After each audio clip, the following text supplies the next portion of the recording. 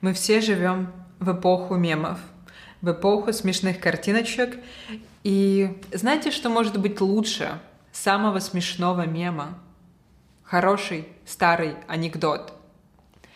В этом видео я хочу рассказать вам несколько смешных анекдотов, которые я помню из своего детства. В общем, я помню их давно. И все они построены на игре слов. Сможете ли вы разгадать эту игру слов и понять вообще, почему они смешные?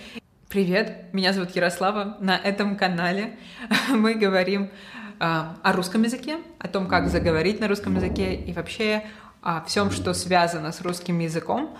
Поэтому, если вы учите русский язык, то добро пожаловать. Прежде чем я начну позориться, вы можете поставить лайк. Это будет очень приятно. Сегодня я хочу вам рассказать про анекдоты с одним персонажем. Это Штирлиц. Это советский разведчик, который был в Германии. В общем, он был шпионом в Германии. И чем интересны анекдоты про этого Штирлица? Тем, что они построены на игре слов. Я прочитаю вам. 1, 2, 3, 4, 5, 6. У меня 6 анекдотов. Давайте сделаем так. Сначала я прочитаю анекдот один раз, потом я объясню, где здесь есть слово и фраза с переносным значением, и потом прочитаю снова. Надеюсь, так будет и понятно, где смеяться, и вы узнаете несколько новых интересных фраз. Ну что, теперь можно начинать. Анекдот номер 1. Письмо из центра до Штирлица не дошло. Пришлось читать еще раз. Так, где смеяться? Сейчас объясню. В русском языке не дошло, или наоборот, дошло, означает что-то понять. Например, когда до меня что-то дошло, значит, я наконец это поняла. Угу. Или когда я что-то не понимаю, я могу сказать, до меня не доходит. Не дошло до меня, я не понимаю, как это сделать. И поэтому, и другое значение, письмо идет откуда-то, бумажное письмо в конверте, идет из одного места, соответственно, в другое. И в анекдоте письмо из центра до Штирлица не дошло, поэтому ему пришлось прочитать это письмо еще раз. Я чувствую себя немного тупо, потому что самое тупое — объяснять шутки. Но я делаю это во имя науки. Я делаю это во имя образования, поэтому хорошо. Штирлиц долго смотрел в одну точку, потом в другую. Двоеточие. Наконец понял Штирлиц. Здесь, я думаю, вы поняли, есть выражение «смотреть в одну точку». Смотреть в одну точку — это значит о чем-то сильно задуматься, ни на что больше не реагировать. То есть я смотрю в одну точку. И все. То есть ты больше ничего не видишь. Я думаю, вы знаете. Я думаю, вы с этим сталкивались. Итак, он смотрел долго в одну точку. Значит, он сильно задумался.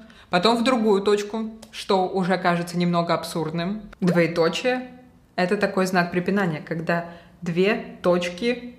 Штирлиц долго смотрел в одну точку, потом в другую. Двоеточие. Наконец понял Штирлиц. Штирлиц всю ночь топил камин. Наутро камин утонул. У слова «топить» есть два значения. Первое — это погружать в воду. Угу. Например, можно топить кого-нибудь, но лучше не нужно, точнее, вообще 100% не нужно. Можно, например, соседи могут вас топить, когда у них вода идет сверху в вашу квартиру. Угу. И второе значение. Например, топить, согревать. Но согревать с помощью чего-то. Например, можно топить дом с помощью дров. Можно топить дом с помощью батарей, то есть чтобы было тепло. Здесь Штирлиц всю ночь топил камин, и наутро камин утонул. Я не знаю, но мне в детстве было очень смешно. Вот те раз, подумал Мюллер, когда на улице ему на голову упал кирпич. Вот те два, подумал Штирлиц и бросил второй кирпич. Здесь появляется второй герой. Итак, фраза «вот те раз». Так можно сказать, когда вы чему-то очень сильно удивились. Вот те раз. То есть, а что это произошло? Вот те раз. Вот тебе раз. И здесь идет игра слов, потому что вот те раз есть слово раз. Раз, два, три, когда мы считаем что-то. Вот и Штирлиц говорит, вот те два. Так, вот те раз, подумал Мюллер, когда на улице ему на голову упал кирпич. Вот те два, подумал Штирлиц и бросил второй кирпич.